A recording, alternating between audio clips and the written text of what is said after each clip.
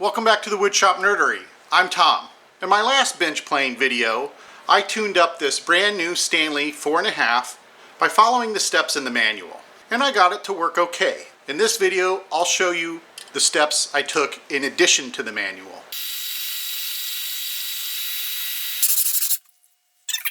Right here. And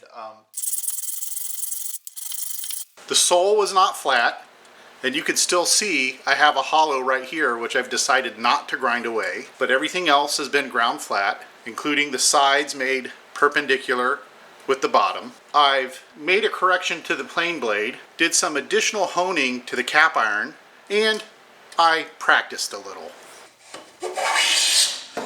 So I've come back and I've done a little bit more work on the blade.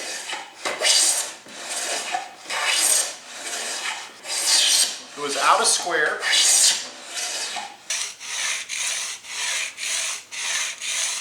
I don't know if the plane blade came out of square from the factory or if I inadvertently did that during my first sharpening steps. I've got it maybe 90% square at this point. There's a little more work to do. You plane whisperers will notice that the instructions didn't talk about flattening the sole at all.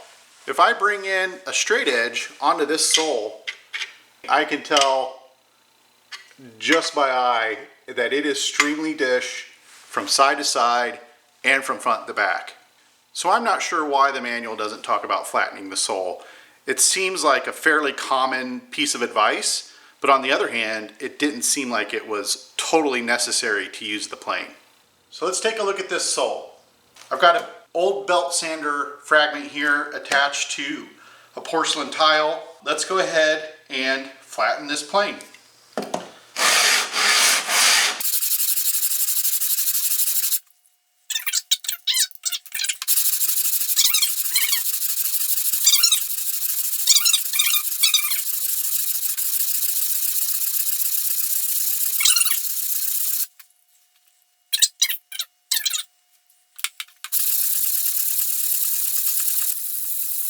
Okay, let's check in on the progress.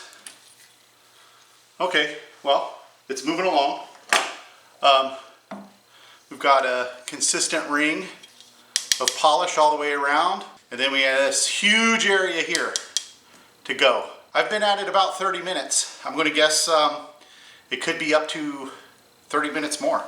Okay, I've spent about an hour and a half trying to flatten this sole manually, and it's been a lot of work. It's taking a lot of time.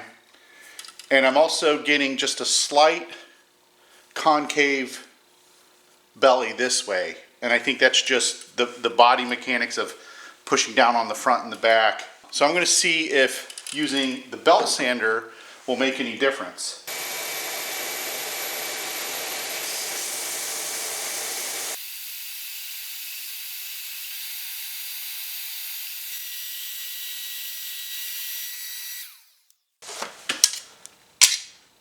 So the sole is very, very flat. I've spent quite a while on the disc sander. These are just too deep. They're just scratches. There's part of the scratches that are polished. So even though that's pretty ugly, I think I'm going to leave it. It's just too much metal to remove. Next, I'm going to work on squaring up the edges using the table.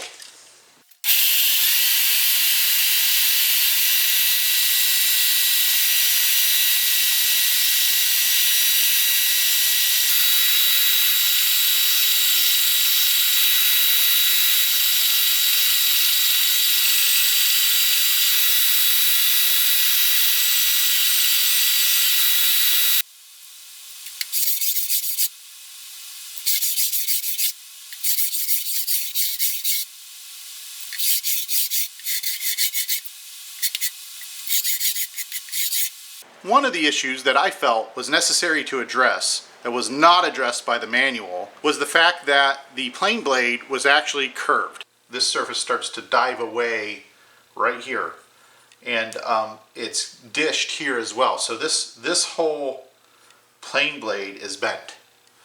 I'm not sure what to do about that. Well, it turns out that Paul Sellers had a blog entry back in 2015 about just this topic. And he said that if you lay the plane blade flat on a piece of wood and strike it twice with a nylon mallet, it would mostly straighten out. Well, I actually had to strike mine about 5 times, and it got a lot more flat. Flat enough where I was able to polish it on my sharpening stones.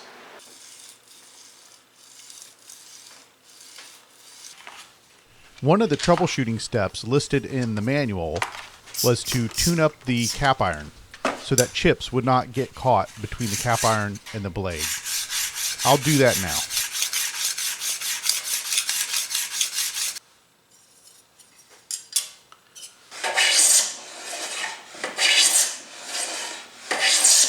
Now it's performing quite well. Let me bring you in and show you this surface. The best I can do is try to catch the light for you.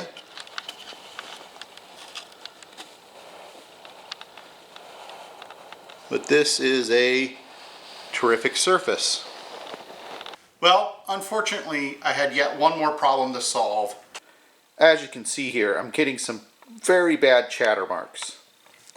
I don't think I can get a good picture of it, but even with the lever cap pressing down with the proper pressure, what's happening is the blade is riding on a high spot here and not touching here or over here, and it's also not touching most of the middle except back here.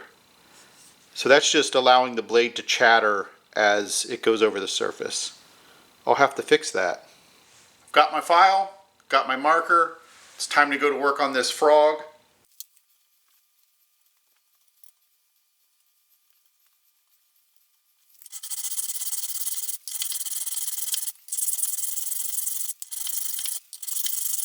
I'm getting close. I'm getting the hollow here in the middle is closing up.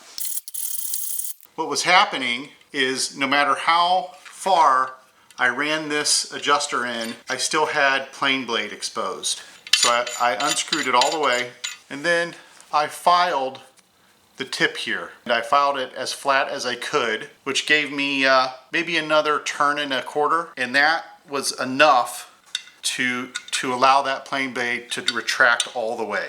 This is interesting. Let me show you. So first, let's take a look at this surface here. Not perfect. I'm still developing my skills, but those chatter marks are gone. And then let's take a look at the shavings. These are the shavings from before I flattened the frog face. And this is the result of getting a lot of chatter.